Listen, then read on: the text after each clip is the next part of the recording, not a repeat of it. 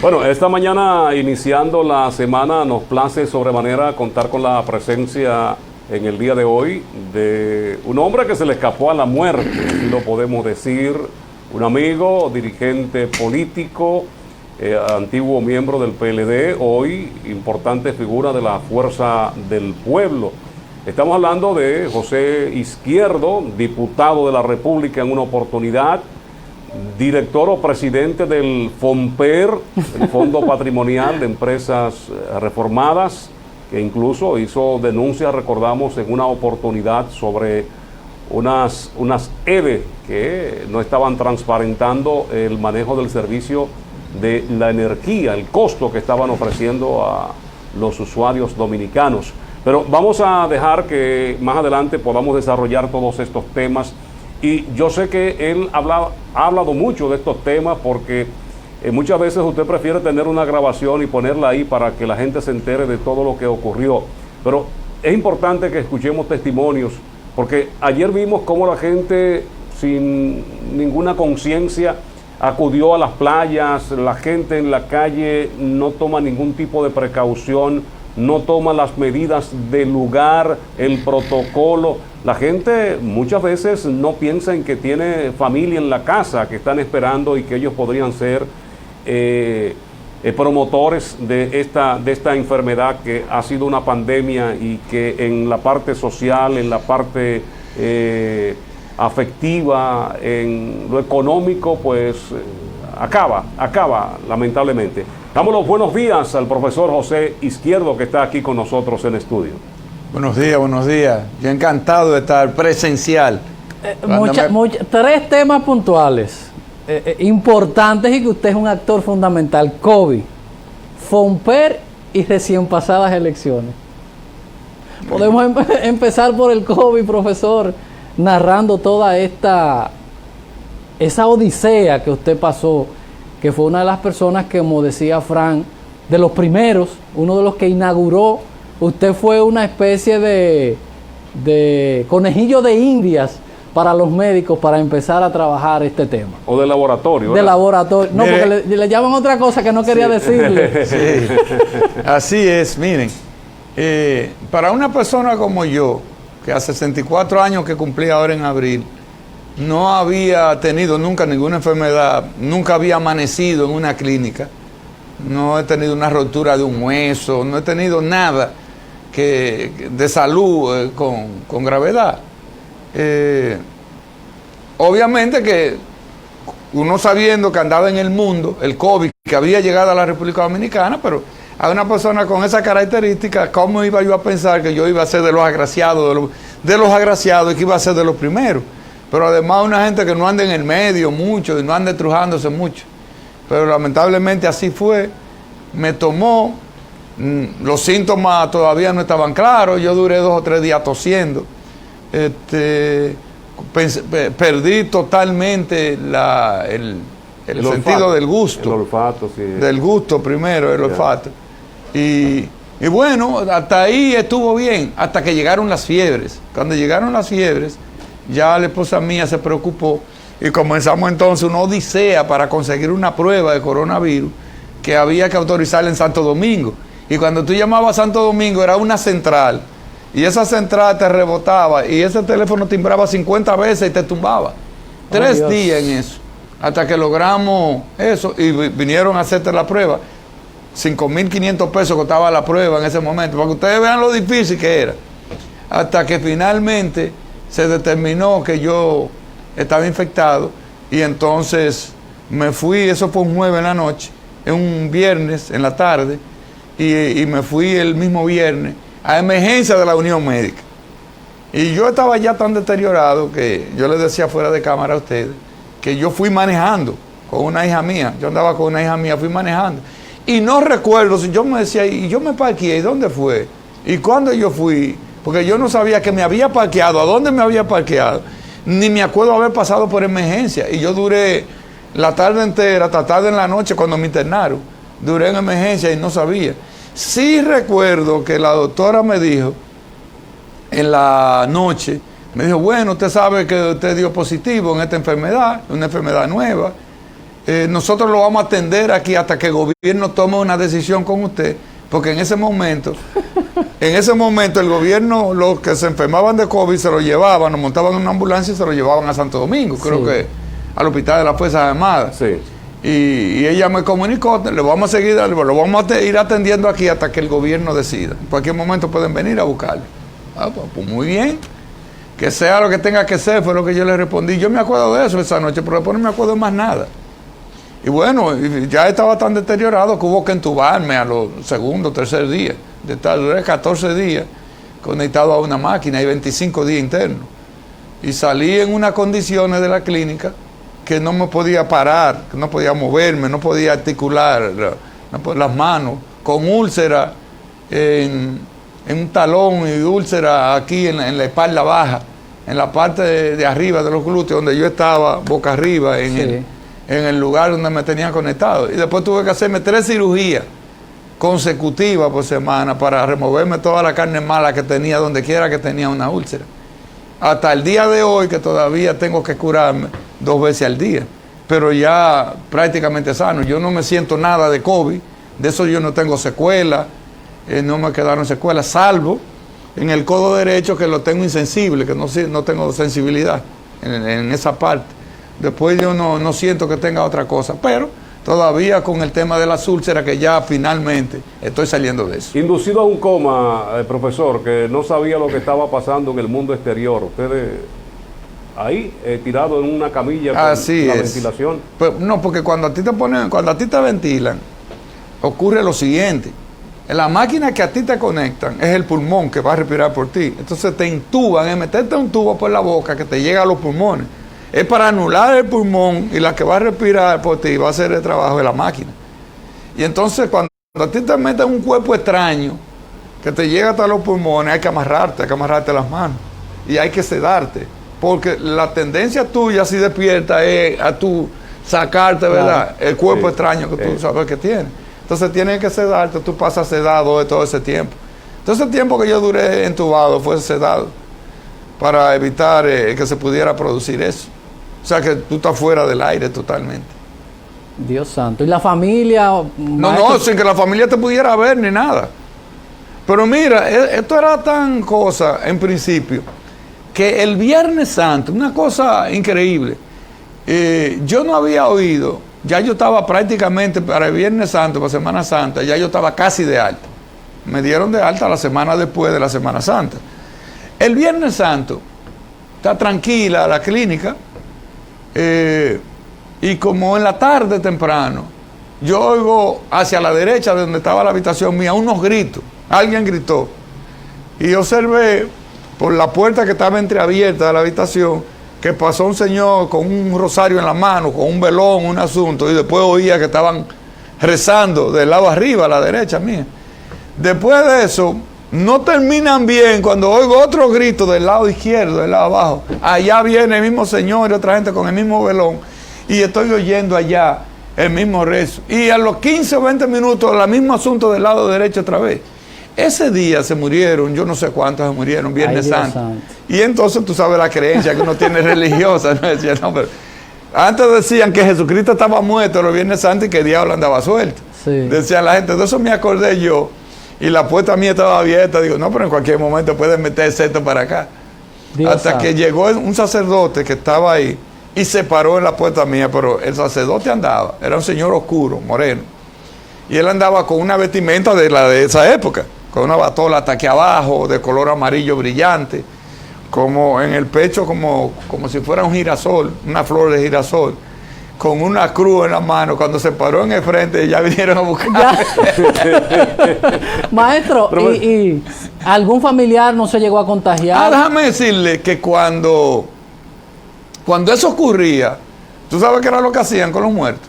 Que le decían a los familiares, venga, los reconocían y de ahí para allá ni el cadáver se lo entregaban en esa época. Ni el cadáver se lo entregaban a la familia. No se sabe dónde iba, cómo lo desaparecían, pero ni el cadáver. Preguntaba Edison que si algún familiar contagiado, y a eso le voy a agregar, profesor, esta es una enfermedad nueva, pero testimonio de personas que han salido, se le han escapado a la muerte, igual que usted, han dado testimonio de lo que vivió de un túnel, de encontrarse con familia. ¿Qué experiencia vive usted? Mira, ese en mi momento? caso, la prueba se la hizo la esposa mía y yo, ella salió positiva. Luego se la hicieron a las dos hijas, a las dos hijas que viven en mi casa conmigo, salió la más vieja positiva y la pequeña salió negativa. Ellas tuvieron tratamiento en la casa, ellas no tuvieron gravedad. Por lo otro es que yo en un momento me rendí y me entregué, se lo dije, hablé con la esposa mía, sigan ustedes, ya yo no puedo. Y después ya de entregado yo sentí que me morí. Como era en la Unión Médica que yo estaba, yo me vi saliendo por el edificio y dando vueltas hacia arriba y girando hacia arriba. Y entonces, cuando estoy girando, yo había tenido unas alucinaciones de que habían matado a un hijo mío, tratando de verme, que no lo dejaban ver, porque a nadie lo dejaban ver en la clínica. Sí, para evitar el contagio. Que tuvo una discusión, una cosa, y lo habían matado, y esa cuestión me tenía. Y entonces, yo dije, yo sabía quién lo había matado, todo en la alucinación. Y cuando yo me voy, digo, pero ¿y quién va a decir quién fue, cómo fue? Esto se va a quedar impune. Y veo y digo, pero mi mamá tiene 89 años, está viva y no se ha muerto, porque yo tengo que morirme. Y ahí entonces hice como el que se está ahogando. A veces uno se está ahogando, a mí me pasó eso una vez, en una playa en San Cristóbal. Y tú te vas, porque tú te entregas, tú estás cansado, te vas. Y cuando tú sientes que es de verdad que tú estás ahogando, tú coges como un segundo aire y sales y comienzas a bracear otra vez.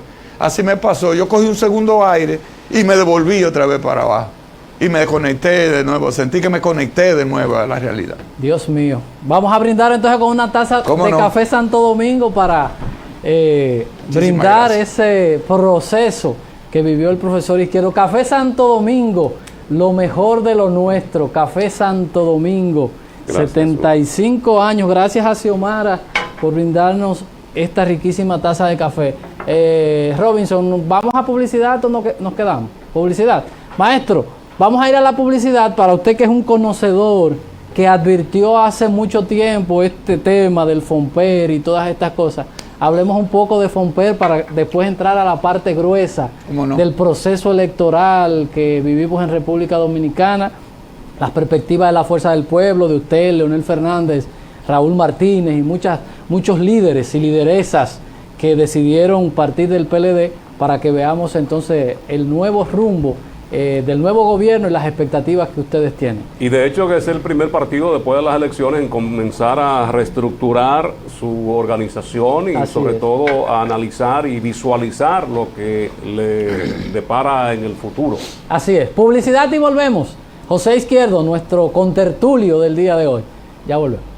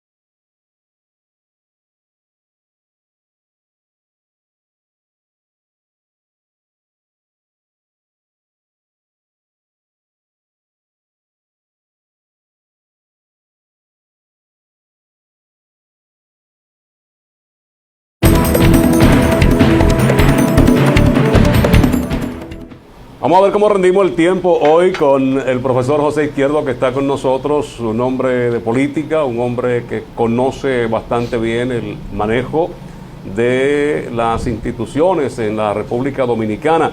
La Fuerza del Pueblo, una primera experiencia en un proceso político.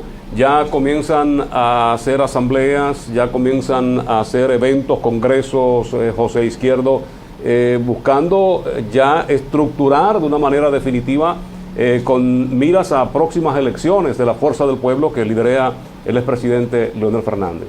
Sí, mira, realmente la Fuerza del Pueblo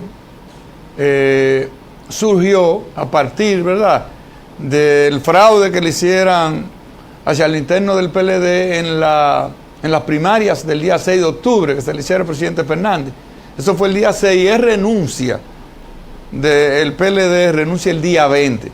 Y nosotros entonces iniciamos un camino hacia la conversión de una nueva organización política. En ese camino hubo una discusión con el PTD, y el PTD ofreció su plataforma para la transformación del nuevo partido, del nuevo partido político. Esto ocurrió con la oposición del gobierno. Ustedes recordarán que el gobierno se oponía a la transformación primero, se oponía a que el presidente Fernández pudiera ser candidato, y entre sentencias del Tribunal Superior Electoral y muchísimas otras cosas, se vino a aprobar, el día 5 de enero se aprobó como tal la Fuerza del Pueblo. Ya se aprobó como partido, con su simbología, con su color, y que podía participar en el proceso. Pero cuando se aprobó el día 5 de enero, ya los candidatos a la alcaldía, porque teníamos una elección en febrero, es decir, teníamos una elección en 30 días, en 30, 40 días, la Fuerza del Pueblo no pudo presentar candidatura como Fuerza del Pueblo. Porque para los candidatos creo que fue a finales de noviembre que había que someter la candidatura y nosotros no teníamos partido en ese momento. De manera que nosotros no pudimos ni participar en ese proceso electoral. Y entonces tuvimos que lidiar con un partido que estaba en formación, con unas elecciones, las de febrero, y con otras elecciones que venían ahí, las de mayo.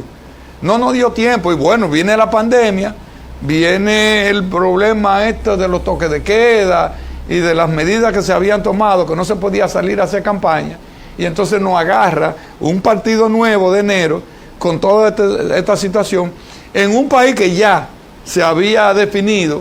Habían el PRM y el PLD, eran los que estaban en la palestra pública, ¿verdad?, en la confrontación, y nosotros tuvimos que lidiar también con esa situación. Y bueno, arribamos al 5 de julio, sacamos un 6%, redondeándolo un 6%, ¿verdad?, en este proceso electoral. Y ya, después que pasa, entonces bueno, ya nosotros tenemos que cualquiera tiempo. puede decir poco, pero cuando usted compara, profesor, lo que pasó con el Partido Reformista, un partido que con todo el tiempo, y lo del PRD, sí, 80 años y un partido en meses. No, que mira, cuando se polarizan las fuerzas, no hay forma de que una tercera fuerza pueda tener éxito. Pero fue útil para el objetivo. Sí, así es. Pero bueno, nosotros entonces estamos ahora obligados a producir un congreso, porque ¿cuáles son los dirigentes de la Fuerza del Pueblo? Bueno, los que eran del Comité Central, del PLD, renunciantes, y los que eran de la Dirección Central del PTD, renunciantes. Esa es la dirección que nos juntamos, pero eso hay que formarlo, eso hay que darle formalidad. Y entonces en esa lógica es que nosotros estamos. Nosotros aprobamos ya que nuestro congreso inicia el día de la Constitución, el día 6 de noviembre, y va a concluir el 27 de febrero, que es nuestra fecha patria. En ese tiempo nosotros tenemos 16 temas, 16 mesas temáticas, donde vamos a discutir lo que va a ser la Fuerza del Pueblo, ¿verdad? Lo que va a ser como organización política. Lo haremos en ese proceso, nuestros estatutos, cómo nos vamos a estar conformados, en la declaración de principios, como fuerza política, qué vamos a hacer, qué vamos a perseguir. Y entonces, bueno, el 27 de febrero concluimos y luego se inicia un proceso de reinscripción e inscripción de toda la membresía de la Fuerza del Pueblo, para luego elegir entonces las autoridades municipales, de distritos, provinciales y las autoridades nacionales elegir. Perspectivas del PLD, ahí mismo, maestro, en ese mismo tema. Algo que sucedió en Colombia y hoy es el partido del presidente Álvaro Uribe. Él se va, forma un partido pequeño lo organiza, años después consigue el poder a través de un joven como es el presidente Duque. ¿Qué estiman ustedes pasará con el PLD, un partido medio anquilosado que sale con serias cuestionantes del gobierno y todo esto? Tendríamos, y también tomar el ejemplo dominicano del PRM, un partido que en pocos años ya va a ir a administrar el Estado. Las perspectivas de ustedes, ¿cómo sería la denominación de los que siguen la fuerza del pueblo? Mira, los partidos políticos son seres vivos, son seres sociales vivos, tienen vida propia. Y como todo ser vivo, nacen, crecen, se reproducen y desaparecen. Ese es el recorrido que hacen los seres vivos. El PLD fue fundado por Juan Bosch en el 73. Juan Bosch creó los fundamentos, el tipo de dirigente que él quería, con los conocimientos que él quería. Por primera vez en este país, en la República Dominicana, y creo que en América Latina, se creó un tipo de hombre y de mujer, se formó un tipo de hombre y de mujer con características específicas para dirigir el país, para transformar el país. Esa primera etapa de la formación del PLD concluye en el 94, cuando después de las elecciones, el profesor Juan Bosch anuncia que por su enfermedad, que era el Alzheimer que tenía, ya pronunciado, abandonaba la política activa y renunciaba a la presidencia del PLD. Eso fue en el 94. En el 96, Leonel Fernández, que había sido candidato a la vicepresidencia de Juan Bosch en el 94, gana las elecciones 2 años después, en el 96, y viene entonces a partir de ese momento la transformación del PLD. Aquel partido de cuadro, ahora lo transformamos en una maquinaria electoral. Leonel sale en el 2000 de la presidencia, lo escogen en el Congreso de 2001, lo escogen presidente del partido, se desarrolla una estrategia de conversión de ese partido, que era un partido de cuadro, para convertirlo en una maquinaria electoral, y esa maquinaria electoral que llegó en el 2004, ganó las elecciones del 6, ganó las elecciones del 8, ganó las elecciones del 10, ganó las elecciones del 12, que fue donde Leonel Fernández le entregó a Danilo Medina. Ustedes recordarán que en el 12 teníamos una constitución que la había reformado Hipólito Mejía, que establecía el sistema norteamericano de una reelección, es decir, 2 periodos. Y nunca más. Y nunca más. Eso fue lo que nos legó Hipólito Mejía. Y bueno, en esa lógica, el presidente Fernández abandona el gobierno, gana Danilo Medina, le entrega la antorcha, y el PLD vuelve en el 16 a ser exitoso, ¿verdad? En el 16 a ser exitoso, pero inmediatamente llega Danilo Medina, viene el germen de la división, porque él juró en una constitución que podía ser presidente en 4 años, abandonaba y podía regresar 4 años después, y ahí le picó a Danilo Medina el gusanito, el gusanito de la reelección, e hizo, para poder hacer viable la reelección, tenía que destruir. Ese fue el camino que escogió, la imagen del presidente Fernández. Y entonces, aliado con una serie de fuerzas, de grupos sociales en la República Dominicana, vino la destrucción. Había que demoler la figura del presidente Fernández, que se movió en el 15 y logró sobresalir a aquellos piquetes, aquellos juicios populares y esas cosas. Logró sobrevivir, y como Danilo necesitaba sacarlo de juego, entonces vino lo de Quirino. Trajeron a Quirino, que era una persona que había caído presa, la había metido presa Leonel Fernández al inicio de su gestión. En el 2004 lo trajeron, que había cumplido condena, hicieron acuerdos con Quirino. Dentro de los acuerdos estaba devolverle todas las propiedades que tenía. Un sobrino de él, que se llama Quirinito, le dicen Quirinito, sí, que estaba el preso, mago, que estaba preso, terminó saliendo de la cárcel, y al día de hoy, eso fue en el 14, 15, Al día de hoy, 5 o 6 años después, nadie sabe dónde está Quirinito. ¿Sabe por qué? Porque eso fue un acuerdo con Quirino. Lo sacaron como muerto de la cárcel, como un muerto. Eso es parte del acuerdo, para destruir la imagen del presidente Fernández. En esas circunstancias se posibilitó un acuerdo, hubo que hacer un acuerdo interno en el PLD de unos 15 puntos y vino la modificación de la Constitución y la reelección de Danilo. El leonelismo apoyó a Danilo en la lógica de volver a la Constitución de nuevo, a la de Hipólito. Sí, 2 periodos, y nunca más. Y hasta ahí fuimos felices. Aquí yo sentado donde estoy, le dije a ustedes que yo confiaba en la inteligencia emocional que tenían ambos líderes, que sin duda tenían una gran inteligencia emocional y una gran inteligencia política como para ponerse de acuerdo, porque si se dividían, si se rompían, la situación iba a ser muy difícil. El PLD estaba supuesto a ir más allá del 20. A mí no me cabe duda que si hubiese estado unido, hubiese ganado en el 20. Pero ¿qué resulta? Que el presidente Danilo Medina siguió en la línea de destruir a Leonel Fernández, porque él de nuevo, para el 20, quería ir a modificar la Constitución y venir a la reelección. Todos ustedes saben lo que ocurrió. Leonel se le paró en el medio, vinieron las marchas en el Congreso y todo aquello que ustedes conocen, y vinieron las llamadas de Pompeo, vino la misma asistencia del hoy presidente de la República, Luis Abinader, que fue al Congreso también en una marcha juntamente con el presidente Fernández, ustedes recordarán eso. Sí. Y se impidió que Danilo Medina modificara la Constitución. Tenía a los diputados comprados y a todo el mundo ya. Eso era un hecho, que iban a modificar la Constitución. Al Leonel meterse por el medio, entonces Danilo tomó la decisión, siguió en la misma ruta de que Leonel no podía hacer bajo ninguna circunstancia, y vino todo el invento de Gonzalo, y vinieron todas las cosas que hicieron para imponer a Gonzalo. Y naturalmente, el presidente Fernández ya en esa lógica, habiéndole hecho trampa, con todo lo que le había pasado en ese partido, ya Danilo se había adueñado del partido porque había usado el poder para hacer que todos los miembros del comité político estuvieran con él, y el que no estaba con él estaba fuera del gobierno, se podía dar como fuera del gobierno, y entonces usando los recursos del poder, logró tener el PLD en sus manos y sacar a Leonel, porque lo empujaron a salir, y a muchos de nosotros nos empujaron a salir, en la idea de que ellos eran los dueños de este país, que tenían los cuartos, tenían los recursos, tenían los resortes de poder para imponerse y seguir más allá de Danilo Medina a través de Gonzalo Castillo.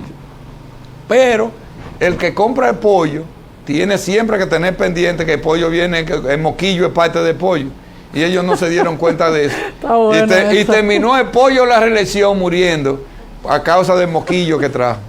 Maestro, ahí mismo, en la lógica política de que los líderes siempre quieren ser ellos y que nadie le haga sombra, teniendo una cartelera de personas con mucho más luces, más preparados que Gonzalo, utilizó el presidente aquella lógica de, bueno, estamos feos, estamos divididos, vamos a salir, no voy a poner una gente para que cree un liderazgo y el partido salga organizado en torno a él. Vamos para afuera como quiera, entonces ponemos este aparato ahí para que el partido salga organizado en torno a él. No, nunca pensó que iba a salir. Recuérdate, cosa que yo me extrañó, cuando yo oí eso de Danilo, yo dije, no, perdió la perspectiva, el poder lo ha nubilado, se creen todopoderosos. Cuando Danilo dijo en una asamblea de sus dirigentes que se fueron y con lo que están aquí yo gano, estas elecciones yo la gano, yo, y se dio en el pecho, yo la gano, y con Sí. estos que están aquí yo gano, no importa lo que se hayan ido, con estos que están aquí yo gano, que no era candidato. ¿Qué ocurrió? Danilo, que siempre ha sido un organizador interno, que fue líder de los grupos, incluso cuando Juan Bosch tuvo que renunciar en el 91, 92, que renunció del PLD, él era el grupo, junto con Jorge Botello, eran los grupistas de esa época, y ha venido trabajando en grupo desde esa época, de tener controles internos del partido. Danilo Medina entendía que si él buscaba un candidato, si salía un candidato con luces, con condiciones políticas, ese candidato iba a anularlo, iba a sacarlo de camino. si era Reinaldo, que era el que se suponía, ¿verdad? La dinastía de los Pared Pérez han sido gente todos muy cercanos a Danilo Medina, incluyendo a Carlito, que es su compadre, mientras tantos hijos tiene, son ahijados todos de Danilo Medina. Es su asistente personal, Carlito Pared Pérez. Reinaldo Pared Pérez, cuando Danilo renunció a la diputación en el 95 para ir a trabajar en la campaña de Leonel, quien lo sustituye a él en el Congreso como diputado es Reinaldo Pared Pérez. Reinaldo Pared Pérez es secretario general por Danilo Medina. En el grupo de Danilo Medina, que yo era parte de ese grupo, apoyamos a Reinaldo Pared Pérez, que era el candidato de Danilo Medina frente a Alejandrina. Alejandrina Germán, sí, que era de Leonel. Es decir, Reinaldo Pared Pérez es un hombre de toda la confianza de Danilo Medina. Cifrido Pared Pérez ha sido de todo y ha vuelto a ser de todo. Secretario de la Fuerza Armada, ministro de la Fuerza Armada, de DNI, de todo. La dinastía de los Pared Pérez son gente hasta cuando Hipólito bailó, porque era el viceministro. Sí, pero porque son gente de Danilo. Y cuando Danilo vuela a Reinaldo Pared Pérez, que es el secretario general, que se supone que tiene todas las condiciones, y aparece con Gonzalo, que es un desconocido, que no era PLDista ni era de PLD, fue una gente que lo conocimos el 12, cuando él lo nombró ministro de Obras Públicas. Entonces, y lo vuela, eso genera una situación, porque no lo vuela él, tumba a Domínguez Brito, tumba a Carlos Amarante Baré. Carlos Amarante Baré, un dirigente también de larguísima data. Tumba a todo el mundo y lo pone. ¿Sabe por qué? Porque si él pone a Reinaldo, Reinaldo se va a empoderar. Frente a él, que ya no puede ser candidato, Reinaldo se va a quedar reinando con el liderazgo de ese sector. Y entonces necesitaba poner un monigote, una gente que no conociera de la política, para él manillarlo, manejarlo. En la idea que iba a ganar la presidencia y él iba a seguir gobernando a través de Gonzalo, cosa que no iba a hacer a través de ninguno de los otros. Así es, maestro, vamos a la publicidad y ya volvemos con más de este importantísimo conversatorio. Hablemos un poco del FOMPER para ver qué es lo que hay ahí. Que, bueno, había mucha gente que lo quería, pero el presidente electo dijo que va a fundir eso para verlo hasta por la parte legal, qué hace, qué no hace. José Izquierdo, nuestro invitado de hoy, ya volvemos.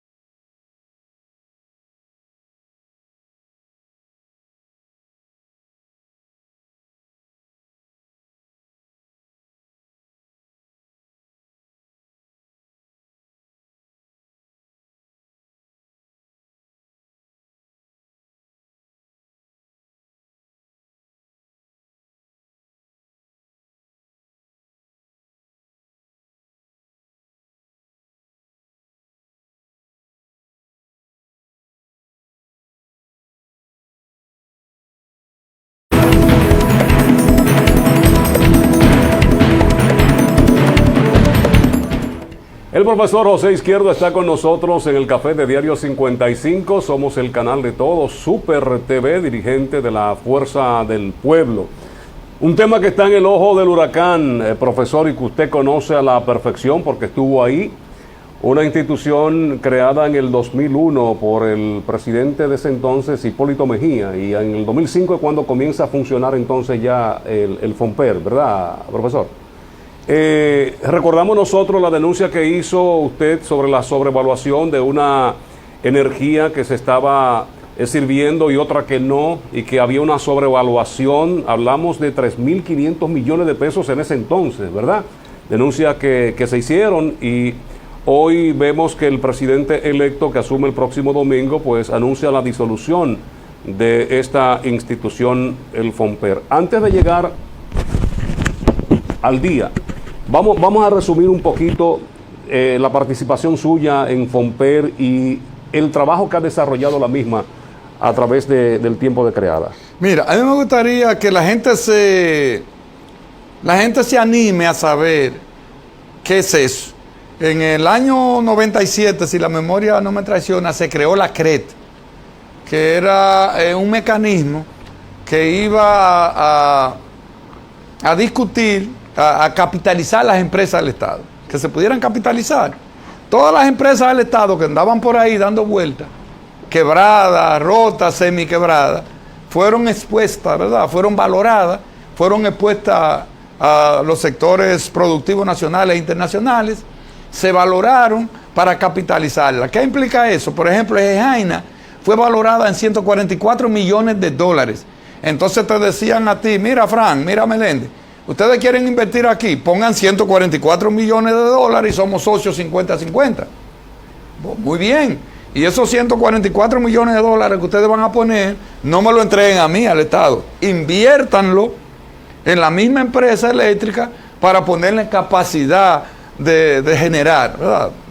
Eso fue lo que se hizo. Ahora, la CRE mandaba que debía hacerse una ley, luego que ya las empresas se reformaron, debía hacerse una ley y crear una institución que era el FOMPER, que manejara los fondos de esas empresas reformadas. Y se creó, se aprobó la ley. No es una ley de Hipólito, es una ley de Congreso, mandatoria de la del CRE. Se promulgó en el gobierno de Hipólito en el 2001, julio de 2001.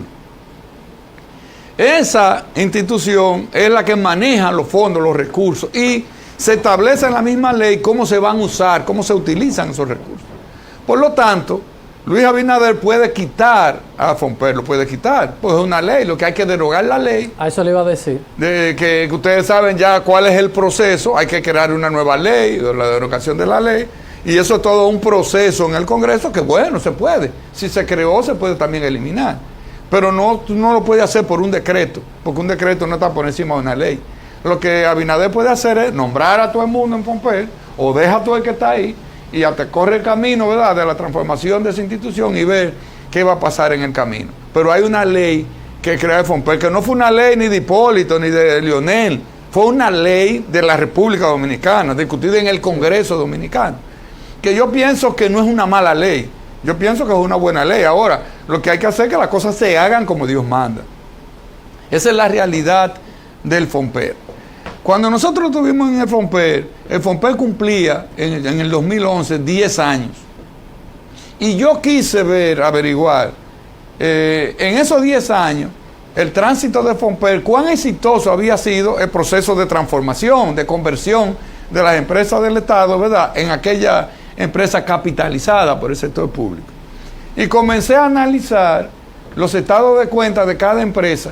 La gente no recuerda que esos molinos dominicanos, como se llamaba, el gobierno tenía que invertir, creo que era, si no, la memoria no me traiciona, había que meter 1 o 2 millones de dólares mensuales para pagar nómina, para pagar la nómina de empleados, porque no producía la empresa, tenía que subsidiarla, no producía la empresa. Cuando llegamos nosotros al poder, creo que el padre Toño fue el primero que estuvo ahí, no generaba los recursos para pagar la propia nómina. Nunca había pan, siempre se discutía que no iba a haber telera en diciembre porque la empresa no estaba en capacidad de hacerlo. Y cuando se capitalizó Molino Dominicano se acabaron los problemas. ahora es sumamente efectiva y le genera muchas ganancias también al país. Desde ese punto de vista hemos sido exitosos. Jaina, Itabo eran dos empresas quebradas, eran hierro viejo, que generaban poca cantidad de energía. Hoy son dos grandes generadoras de electricidad. Ahora, ¿qué es lo que pasa? Que el que vaya a Fomper tiene que entender que yo soy el dueño del 50% de esas acciones y que yo tengo que vigilar qué están haciendo los empresarios que están manejando esas empresas, que lo que han hecho es expoliarla, es saquearla. Es decir, te dieron esas empresas, el sector privado tiene un 50%, ha agarrado y han hecho lo que le ha dado la gana con esas empresas. Cuando yo hice los análisis de los mismos estados financieros de Jaina y Itabo, ambas en esos 10 años, por lo que yo determiné, repito, no porque investigué más profundo de ahí, sino en esa superficialidad de lo que ellos mismos decían, había un desfalco de 10.500 millones de pesos al Estado Dominicano. ¿Qué hicimos nosotros? Hicimos el sometimiento de esas empresas. En el caso de Jaina, los socios son gente que cotizan en la bolsa de valores de los Estados Unidos, igual que Odebrecht. Sí. Entonces, cuando tú eres cuestionado y eres sometido por corrupción, te alan porque eso es dumping. Eso tú estás haciendo cosas indebidas para beneficiarte. Y a ellos lo atacaron a nivel internacional de que le paran los créditos, los préstamos y todo. Y ellos, para zafarse de esa demanda, tuvieron que hacer una demanda contraria, una contrademanda, por daños y perjuicios. Y bueno, ya tú sigues funcionando hasta que un tribunal internacional decida si tú tenías razón el que te sometió o no. De los 5 elementos que yo sometí, de los 5 elementos que ellos le robaban al Estado, uno solo por el cargo de administración. Cuando ellos resolvieron con el gobierno de Danilo Medina, resolvieron eso, y con el Fomper ya lo resolvieron, fueron a quitar la querella. Y a nivel internacional le dijeron, no, aquí hay una querella puesta y esto hay que seguir. Como Fomper ve que lo han demandado allá internacionalmente, ellos tienen que seguir la demanda. Fomper escogió un elemento de los 5 y lo siguió. Y entonces, efectivamente, condenaron a Jaina al pago de $60 millones por el dinero que se había quitado, cogido de la empresa y los intereses que generaban ese dinero por un tiempo, lo condenaron por $60 millones. Esa es la realidad. De manera que una inobservancia de las funciones del Fomper hizo que esta gente se estuvieran cogiendo los cuartos que le pertenecían al Estado. Pero eso no es culpa de Fomper, eso es culpa de los que dirigen, que tienen que vigilar porque eso funcione correctamente. De manera que para mí esa ley no es una ley Maestro, mala. Y la acción la acción que viene después de esto, creo que ha pasado pocas veces en la historia. Creo que registra, el padre del hoy presidente electo con una empresa en los tiempos de Salvador que obligó a que le retornaran un dinero al Estado Dominicano.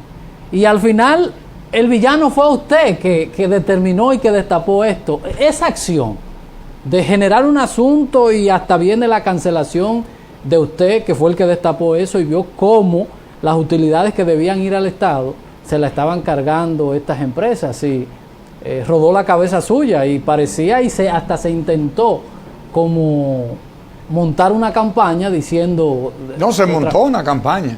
Pero imagínate tú que son los Vicini, que son los dueños de este país, son la familia más rica, no solamente de la República Dominicana, sino del área de Centroamérica, que su fortuna la ha hecho a partir de los negocios que hace con el Estado Dominicano. Y los presidentes, todo el que llega, le debe favores, le deben intereses.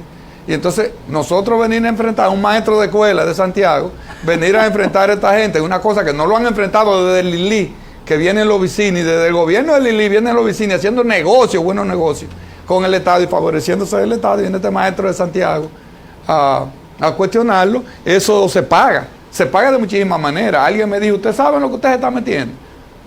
Usted corre peligro hasta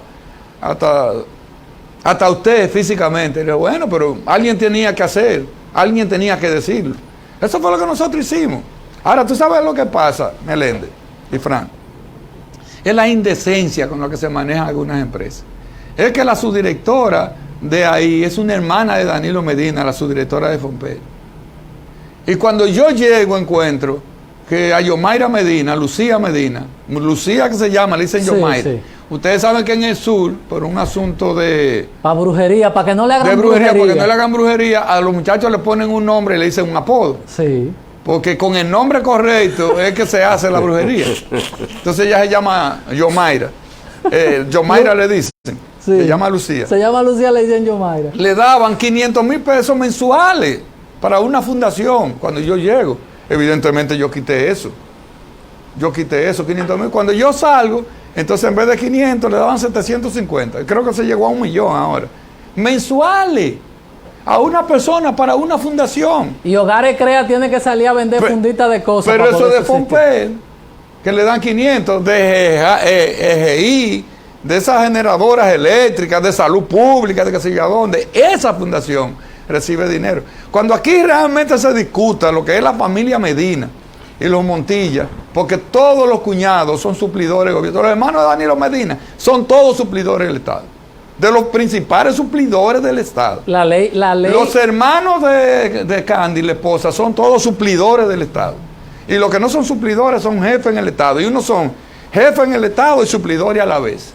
O sea, Entonces, no es por eso que Fomper es malo. Es que hay una aberración, hay un daño a esa institución que se le está haciendo para beneficiar fundamentalmente a los hermanos del presidente de la República. Y no podríamos decir que hay contubernio ahí, porque en el Consejo está representada la representación también de esas empresas que son privadas o semiprivadas o como se le quiera llamar. Mira, en ese consejo... Yo permito esto para que tú me permitas... En ese consejo lo que está es el CONE.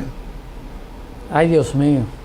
Y el CONE, el CONET, Con él. que está ahí, que yo quise, la denuncia que yo hice, yo quise ir a exponer al CONE el asunto, pero no me dejaron ir, nunca me aceptaron, no me dejaron exponerle a ¿Usted ellos. no sabe la teoría del bombero? ¿Por qué? Porque son empresarios que están ahí, sentados ahí en esa dirección, los que están expoliando al Estado Dominicano. Y entonces, bueno, yo te dejo para que tú me dejes. Maestro, tenemos que ir a la publicidad, pero una respuesta corta. Esa deuda está pendiente de pagarla. Esa familia tiene que pagar ese dinero con el cual fue condenada por ese proceso que usted llevó. Pero nosotros le acabamos de pagar una millonada en dólares por unos terrenos. No debimos decir contabilidad de preprimaria. Tú me debes 60. Yo, mira, bórrame de ahí porque de lo que tú me debes yo me cobro. Esto es 6.9. Imagínese usted, eso es lo normal. Ahora, es que aquí en este país no hay ninguna institución, no hay programa de todo esto de investigación que hagan realmente una investigación de eso, lo presenten y obliguen a que esa familia pague. Yo te lo digo. Vamos a la publicidad. Roberto, deje eso ahí. No Vamos a toques la la publicidad. tecla. Ellos nos deben y nosotros le damos más. Publicidad, ya volvemos con la parte final. José Izquierdo, nuestro contertulio del día de hoy.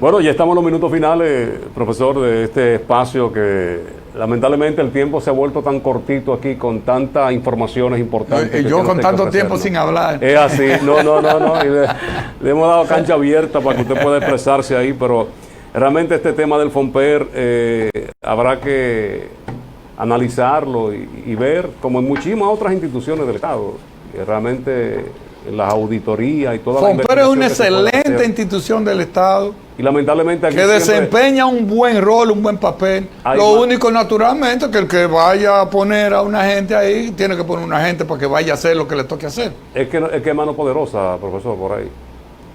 Que van más allá de lo que puedan dirigir a la institución. Cuando yo estaba había mano poderosa también.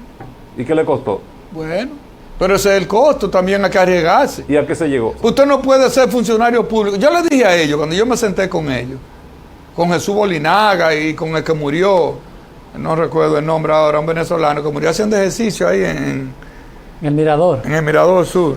Le dije a ellos cuando nos sentamos, miren, yo no quiero nada, ni que veamos otra cosa, que yo soy dueño del 50% de las acciones. Todo lo que se vaya a discutir ahí, hay que discutirla con el FOMPER. Es que ustedes no pueden hacer negocio y después pasarme factura y decir que se perdió y que no se perdió. Si se va a perder, hay que sentarse con nosotros y discutir eso. Pero yo soy dueño del 50%. Y donde está en Jaina son los vecinos y los pelleranos, lo que sé yo, quién, 2 o 3 familias. Usted lo que tiene son 12 acciones, usted tiene 15, yo tengo 50. Pero yo voy, digo, yo considérenme como un dueño, no me consideren como un carajo que viene, que está aquí en FOMPER molestando. Yo quiero que los negocios funcionen, que hagamos negocio y que ganemos dinero, pero tienen que discutirlo conmigo. El pleito de huevo y la piedra. Maestro, antes de irnos para hacer una especie de briefing. Me hubieran respetado si me dejan, sí, porque yo salí porque cambié de gobierno, pero me respetan si me dejan.